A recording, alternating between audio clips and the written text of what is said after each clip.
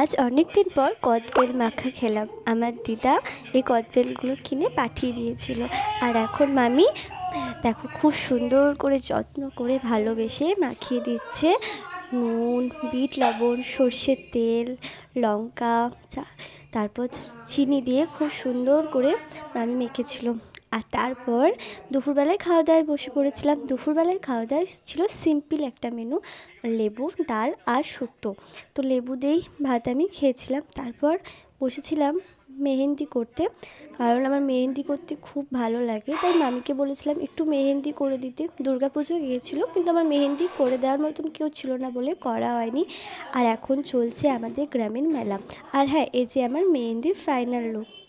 সিম্পলের মধ্যে মেহেন্দিটা কেমন হয়েছে বলো। আর এখন আমি মেলা যাওয়ার জন্য রেডি হয়ে নিয়েছি।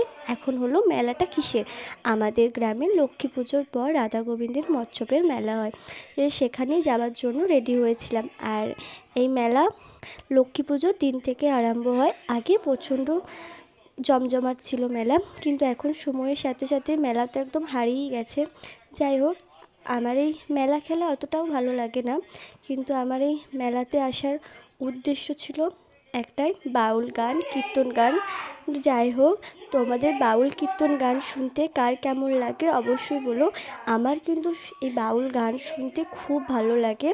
আর লাস্টের দুটো দিন মানে কী পরিমাণে মেলায় ভিড় হয় তোমাদেরকে কি বলবো, খুব ভালো লাগে। বাইরে থেকেও অনেকজন আসে আমাদের এই রাধা গোবিন্দের মেলা দেখার জন্য। দুপুরে খাওয়া দাওয়া হয়, সব কিছুই হয়।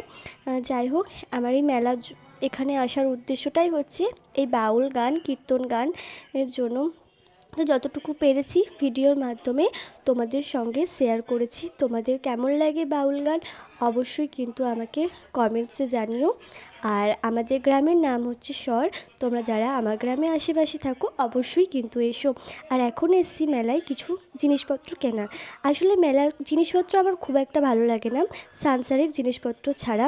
তারপর বাড়িতে এসে রাত্রে খাওয়া দাওয়া করে নিয়েছিলাম। আজকে ছিল আমাদের নিরামিষ, তাই। আর এই যে জিনিসপত্র কেমন লাগলো অবশ্যই বলো।